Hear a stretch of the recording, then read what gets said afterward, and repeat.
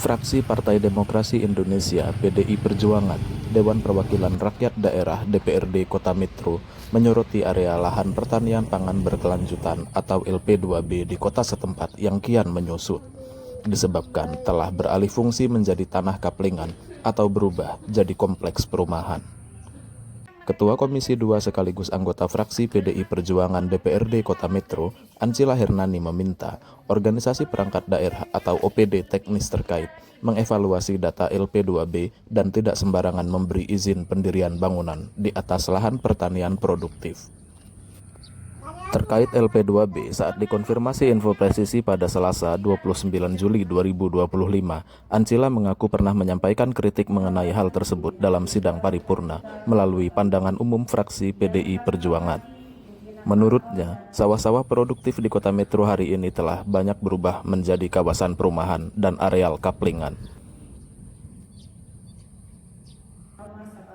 Wakil rakyat menduga hal itu disebabkan banyaknya pihak developer yang kurang memperhatikan aturan mengenai LP2B, sehingga alih fungsi lahan terjadi di mana-mana.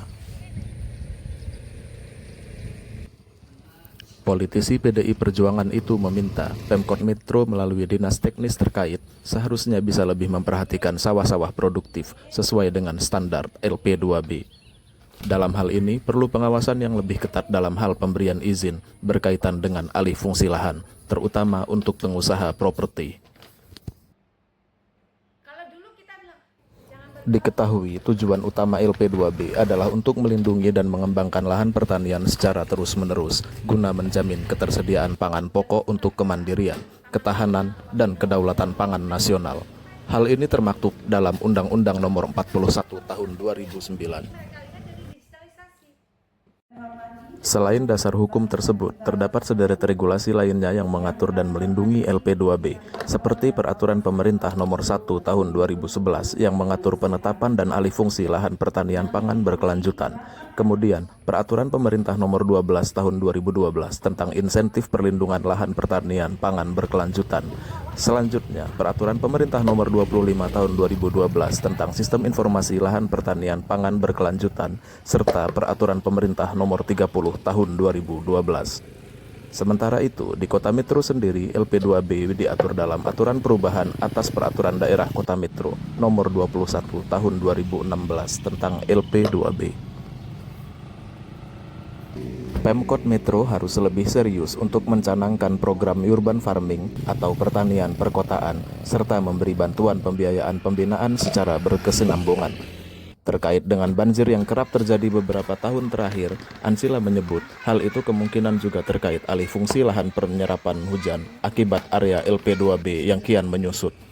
Legislator dari fraksi Partai Politik Besutan Megawati Soekarno Putri itu menjelaskan pengaplingan sawah produktif untuk permukiman harus selektif dan jangan terlalu mudah untuk pemberian izin.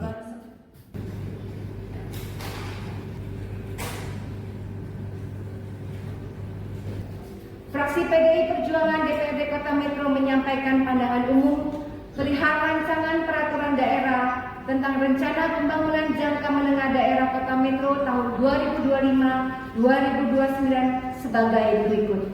Berkaitan dengan hal ketahanan pangan berkelanjutan, pemerintah Kota Metro harus memperhatikan sawah-sawah produktif sesuai dengan standar LP2B, lahan pertanian pangan berkelanjutan. Kita rasakan sehingga hari ini banyak para developer yang kurang memperhatikan tentang hal ini. Alih fungsi lahan terjadi di mana-mana, sehingga perlu pengawasan yang lebih ketat dalam hal pemberian izin berkaitan alih fungsi lahan, terutama untuk para pengusaha properti. Pengambilan tanah sawah untuk pemukiman harus selektif, jangan terlalu mudah untuk pemberian izin.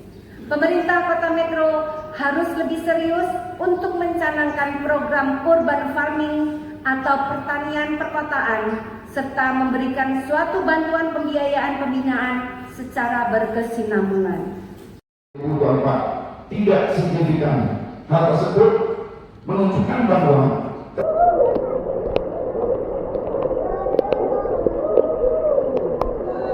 Info Presisi Kota Metro melaporkan.